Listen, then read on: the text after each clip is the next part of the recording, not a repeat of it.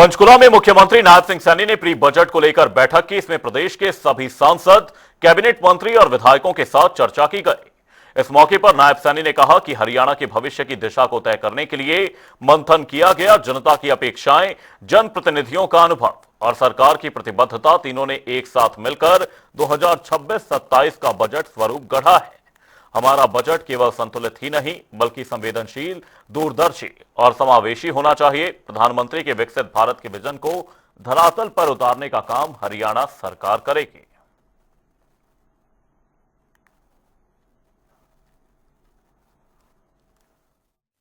दो 2047 के अंदर हरियाणा को इस दिशा के अंदर ले जाना चाहते हैं। उसके अंदर आप लोगों के क्या सुझाव हैं?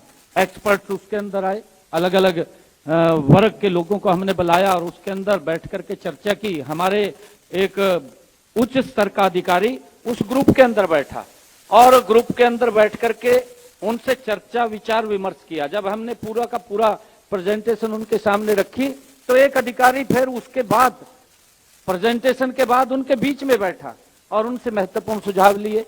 उसके अंदर बहुत सारे एक्सपर्ट्स, वैज्ञानिक और प्रबुद्ध जन उसके अंदर थे। उनके बड़े महत्वपूर्ण सुझाव आए जिससे कि हम उस मार्ग के ऊपर के ऊपर गति से बढ़ सके जो आदरणीय प्रधानमंत्री जी का संकल्प है, विकसित भारत।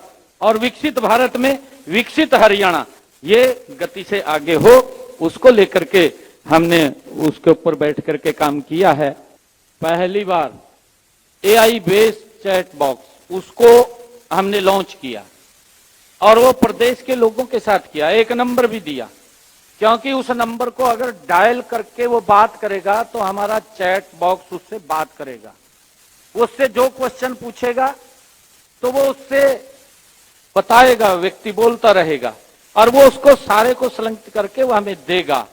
और मुझे खुशी है बताते हुए ये कि जो AI चैट बॉट ये है जिसकी शुरुआत हमने 6 जनवरी 2026 को बजट से संबंधित सुझावों को आम जनता से, कि प्रदेश का कोई भी व्यक्ति ये अपने सुझाव हमें दे सके, उसको हमने ये लॉन्च किया था। और उसमें अभी तक हमारे पास AI चैट बॉक्स के माध्यम से 9000 से ज्यादा ये सुझाव प्राप्त हो चुके हैं। इसके माध्यम से 9000 से ज्यादा आगामी बजट जो 2026-27 को जनता के अनुकूल बनाने के लिए इस पोर्टल के माध्यम से हमें वो महत्वपूर्ण सुझाव मिल रहे हैं। जो बजट पर जो जिस तरह की चर्चा ये आज हुई, ये पहली बार अटेंड की और ये बहुत ही सार्थक प्रयास है कि आप सभी सांसदों को, सभी विधायकों को आप इनवाइट करते हैं, आप सबको जो है इन्फॉर्मेशन देते हैं और सभी से उनके व्यूज पूछे जा रहे हैं। ये बहुत ही एक सार्थक कदम है। मैं इसके लिए माननीय मुख्यमंत्री नायब सैनी जी को मैं बहुत बहुत धन्यवाद देना चाहूंगा कि उन्होंने ये एक प्रोसेस शुरू किया है कि आप पूरे हरियाणा वासियों से, जनता से, सभी से आप कमेंट्स ले रहे हैं बजट के लिए कि जो भी मन में हो, जो भी अच्छे आइडियाज हैं उसको, आइडियाज को, इससे बहुत अच्छे आइडियाज भी लोगों को, सरकार को मिल रहे हैं और जो अच्छे आइडियाज होंगे, जो इम्प्लीमेंटेबल होंगे, उनको सरकार इम्प्लीमेंट भी करेगी। तो मुझे बहुत अच्छा एक्सपीरियंस मुझे लगा कि यहाँ पर आज आने के लिए, और खासकर मैं भी था और मेरी माँ भी थी एक विधायक के रूप में। तो हम दोनों के लिए भी बहुत अच्छा लगा कि हम दोनों जो है एक ही मीटिंग को हम अटेंड कर रहे हैं। बजट से पहले लोगों के सुझाव लिए जाते हैं और सारे हरियाणा में सभी वर्गों से मुख्यमंत्री जी ने सुझाव लिए और आज सारे बुलाए तो विपक्ष के, लेकिन विपक्ष का कोई नहीं आता। शायद उनके पास कहने के लिए कुछ नहीं। पहले तो आते रहे हैं, आज कोई नहीं आया, बल्कि आवाज मार के भी पूछा गया कि अगर कोई विपक्ष का है तो वो अपनी बात, विधायकों ने, सांसदों ने हर बात के ऊपर उन्होंने बहुत अच्छे सुझाव दिए।